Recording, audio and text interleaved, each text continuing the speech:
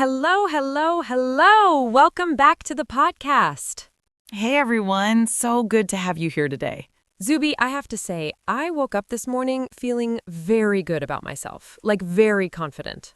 Oh, really? What happened? Nothing happened. That is actually the point. I just felt good. No reason needed. I love that. And honestly, that connects perfectly to what we are talking about today. It does. But first, hey, if you are new here, welcome to the family. And if you have been with us before, thank you so much for coming back. We really do appreciate every single one of you. Okay, quick favor before we start. Yes, if you are enjoying this podcast, please subscribe. It helps us so much. And share this episode with one friend, just one, who you think needs to hear this today. Trust me, after this episode, you will want to share it. Okay, Leo, let's talk. Today's topic is Stop Seeking Validation, How to Build Your Self-Worth as a Woman. This is such an important topic, and I think a lot of people hear self-worth and think, okay, that sounds big and complicated. Yes, like what does that even mean in real life, right?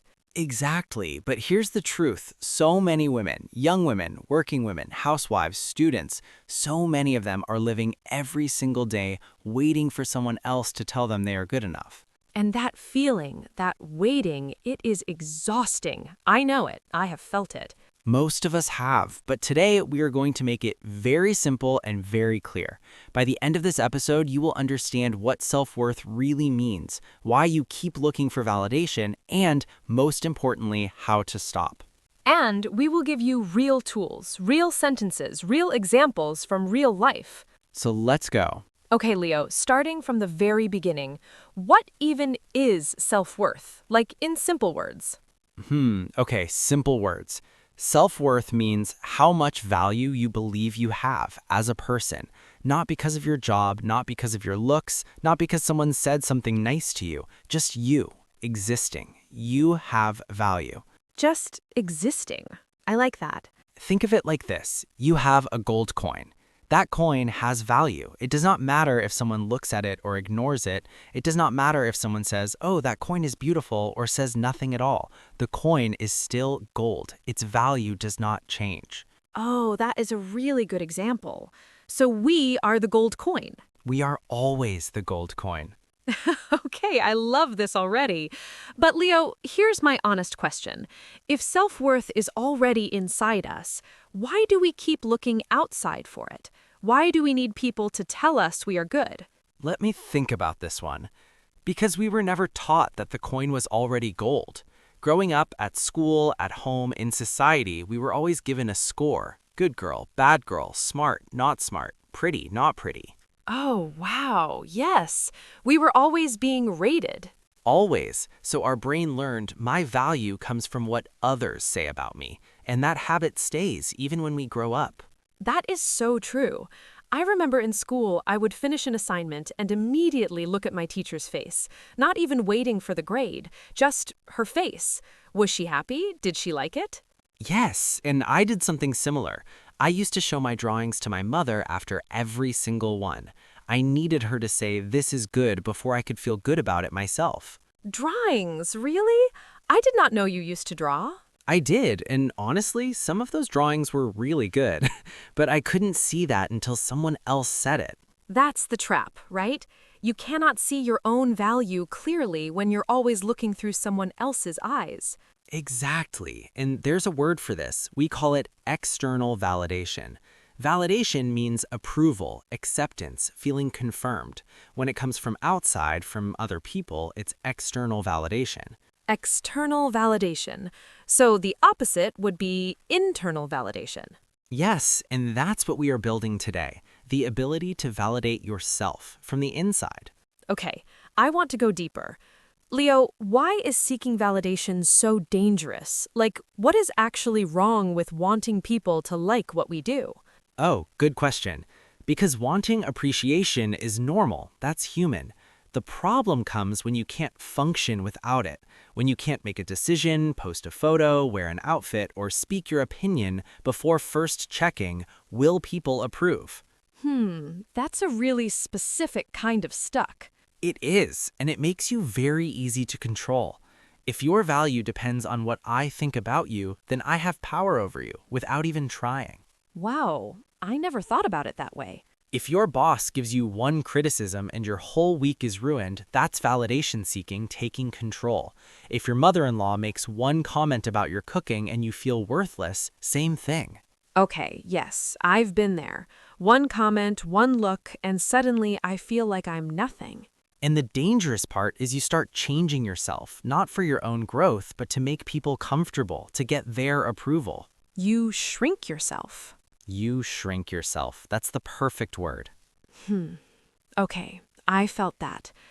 Okay, so now I want to talk about the signs. How do you know if you're seeking too much validation? Like, what are the signs? Let me think. First sign, you can't post anything on social media without checking the likes every 5 minutes. Okay, I may or may not have done that. Second sign, you change your opinion the moment someone disagrees with you. Not because they gave you new information, just because they pushed back and you got uncomfortable. Oh, that one is a little painful.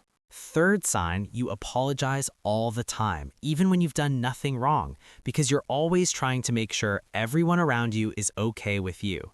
Yes, I used to say sorry so much. Sorry for existing. Sorry for having a need. Sorry for taking up space. And that's not politeness, that's fear. Fear that if you take up space, people won't like you. Wow. Okay, so what about comparing? Because I feel like comparing yourself to others is also a big part of this. Absolutely connected. When your self-worth is low, comparison becomes your measuring tool. You look at another woman and think, she's prettier, she's more successful, her home is cleaner, her children behave better. And then you feel smaller.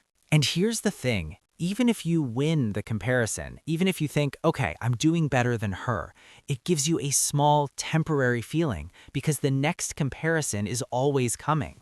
It never ends. It never ends because comparison is not a tool for building yourself, it's a tool for measuring yourself against others, and that's a game with no finish line. Okay, I want to share something personal here. Is that okay? Of course. A few years ago, I was in a group of very accomplished women, like doctors, engineers, businesswomen, and I would sit in that group and literally not speak because I thought, what do I have to say? What do I know? I felt invisible. And what changed? One of those women, a doctor, she came to me after a meeting and said, Zubi, every time you say something, it makes me think differently. Please speak more. And I was shocked. Because your value was there the whole time. The whole time. I just couldn't see it. I needed her to say it before I believed it. And that's beautiful that she said it. But here's the goal. We want you to get to a place where you don't need someone to say it, where you already know it. Yes. Okay, let's talk about that. How do you actually start building self-worth? Where do you begin? The first place, you start by separating your worth from your performance. Separating worth from performance. Okay, explain that. Your worth is not what you produce. You are not your output. So if you cook a bad meal, that doesn't make you a bad person. If you make a mistake at work, that doesn't make you a failure.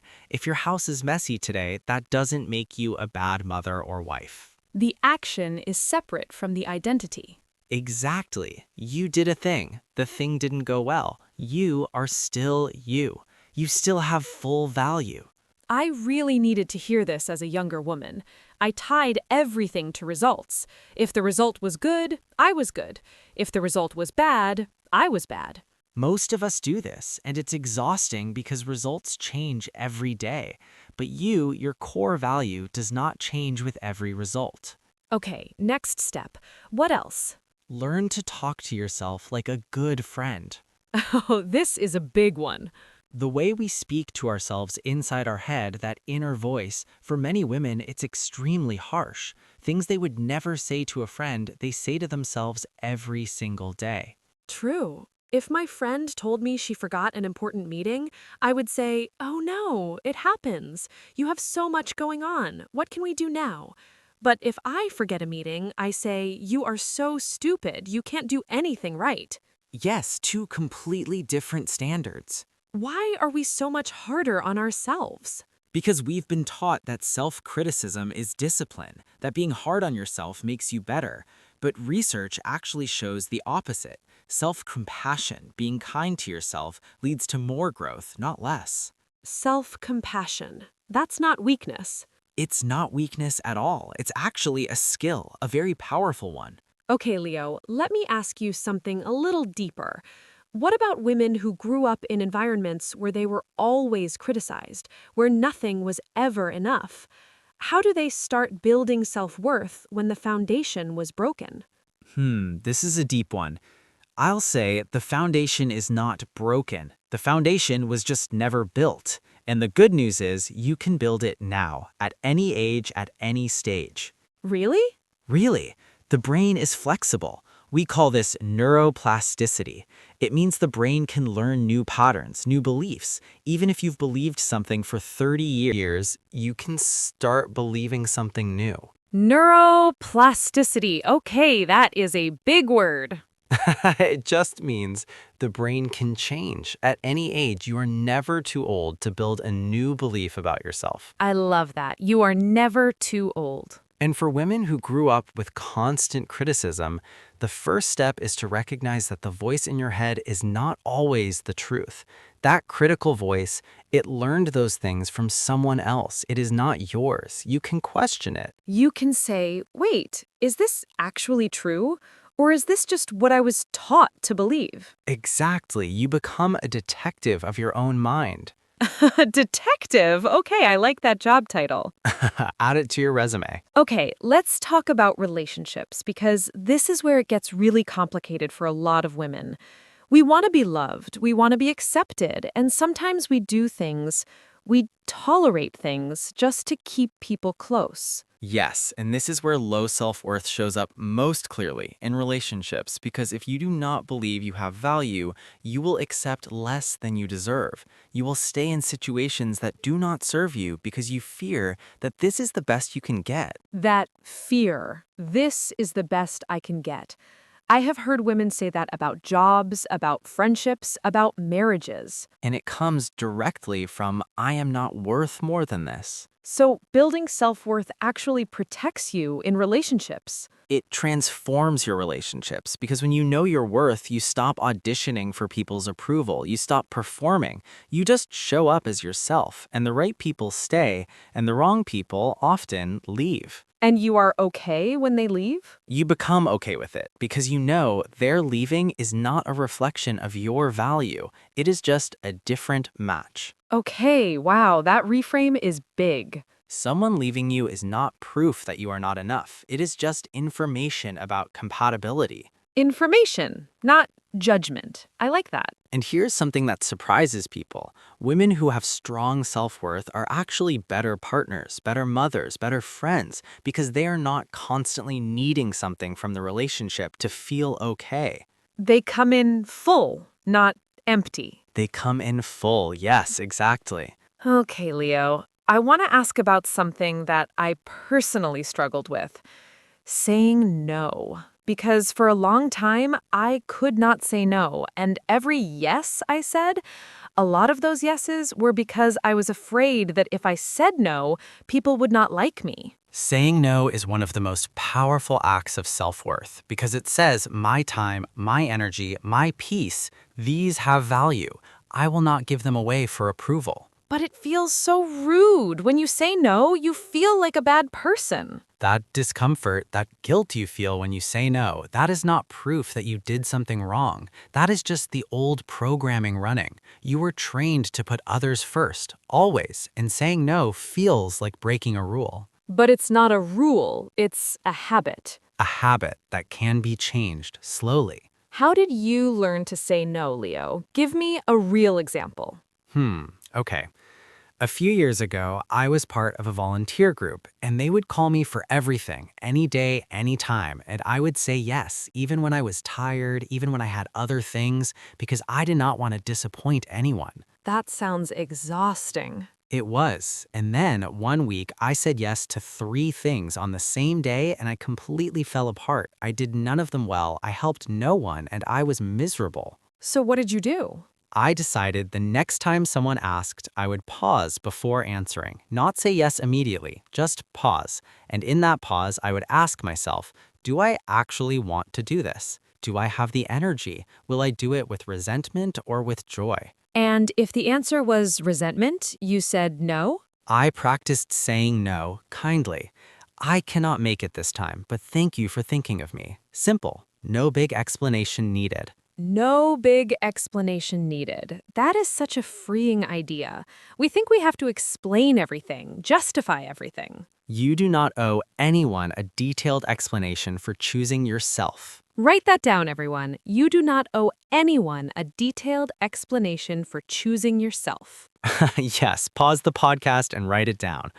Okay, last big one before we get to our tips, social media, because this is a huge place where women's self-worth goes to struggle. Ugh, this one is very real. We see perfect photos, perfect homes, perfect bodies, perfect families, and we feel, what is wrong with me? Why does my life not look like this? And the key thing to understand is social media is a highlight reel. It is not a full film. You are watching someone's best 5 minutes. You are comparing that to your full 24 hours, including your messy hair, your arguments, your bad days. It's not a fair comparison at all. Not even close. And here's something interesting. Studies show that the people who post the most perfect content are often the ones struggling the most privately, because posting becomes their validation tool too. So everyone is seeking validation on social media, the people posting and the people scrolling. Everyone is in the same loop, posting for approval, scrolling and feeling less than. It's a cycle. How do you break the cycle? You start by being honest with yourself about how certain content makes you feel. If you follow accounts that consistently make you feel bad about yourself, unfollow. That is not weakness, that is self-respect. And fill your feed with things that actually inspire you, not make you feel behind. Yes, there's a difference between inspired and inadequate. Inspired feels like, oh, I want to try that. Inadequate feels like, I will never be good enough. Inspired, good. Inadequate, unfollow. Perfect summary. Okay, let's give our listeners some practical tools now, real sentences they can use. Leo, you first. All right, first template. When you feel yourself wanting external validation, wanting someone to tell you that you are okay, try saying this to yourself. I am allowed to feel good about this without anyone's permission. I love that. I am allowed to feel good about this without anyone's permission. That is powerful. My version, when someone criticizes me and I feel that old panic rising, I say to myself, one person's opinion is not the whole truth about me. One person's opinion is not the whole truth about me. Yes, that is a strong one. Okay, let's do the real life situations because sometimes you need different tools for different moments. Yes. Situation 1. You are at a family gathering and a relative makes a comment, maybe about your weight, your career, your choices, and you feel that shame rising. Ugh, we all know this situation. In this situation, you do not need to fight or explain. You can simply say, thank you for sharing that, and then redirect your attention to something else. You are not agreeing with them, you are just not giving them your energy. Thank you for sharing that. Simple, calm, and you keep your power. You keep your power. Situation 2, you are at work and you made a mistake. Your manager corrects you in front of others. You feel embarrassed. You feel small. Oh, this one is hard. In this situation, separate the mistake from your identity. Remind yourself, I made an error. I am not an error. Then focus on the solution. What can you do now to fix or improve? Action moves you out of shame and back into your power. I made an error. I am not an error. That should be on a poster somewhere. Let's print it. Situation 3. From me. You post something on social media, a photo, an opinion, something creative, and the response is nothing. Silence.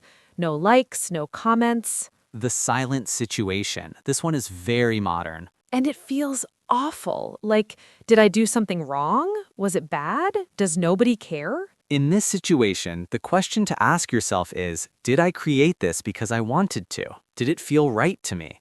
If yes, then the silence doesn't change the value of what you created. The value came from your intention, not from the response. You created it. That is enough. Okay, I want to do something a little different now. I want to talk about the fear, because even after everything we've said today, some people are listening and thinking, but this is hard. But what if I try and it doesn't work? What if I build self-worth and people still criticize me? That's a real fear, and it's worth addressing directly. Leo, what would you say to that woman who is afraid to even try? I would say people will criticize you whether your self-worth is high or low.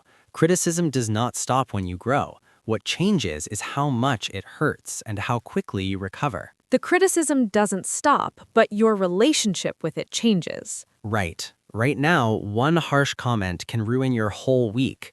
After doing this work, that same comment might sting for an hour and then you return to yourself. You have a place to return to. That is self-worth, a home inside yourself that you can always come back to. A home inside yourself. Leo, that is the most beautiful thing you have said today. It's really true, though. Some women have never felt that, never felt safe inside their own self, and building self-worth is building that home, brick by brick. And you don't have to build the whole house today, one brick at a time. One brick, one new thought, one small choice to choose yourself. I think we both needed to hear all of this too, not just our listeners. Always. I learn something every single episode. Me too. Okay, let's do our recap, and I want to do this differently. Leo, what did you learn about me today? What surprised you about what I shared? I learned that you, funny, loud, energetic Zuby, also used to sit in rooms and feel invisible. That surprised me because from the outside, you seem so confident always. Yes, that is the whole point, right? People look confident and we think, oh, they do not struggle. But everyone has this inside. Everyone. And you said something that really stayed with me. Sorry for taking up space. I think so many women feel this, and they should never, ever feel this way. Never. And what about you? I was surprised that you used to need your mother's approval on every drawing before you could feel good about it. Because you seem so internally calm, like you always know what you think. It took a lot of work to get here. It was not always like this. I had to learn to trust my own judgment, slowly. And you did it, and that means everyone listening can do it too. Exactly. We are not special. We are just slightly further down the same road. And we are all on this road together. Okay, let me recap the big ideas from today, just naturally. First, self-worth means believing you have value just by existing, not because of what you do or what people say. Second, seeking validation is not a character flaw. It is something we were taught, and anything learned can be unlearned. Third, separate your worth from your performance. You made an error. You are not an error.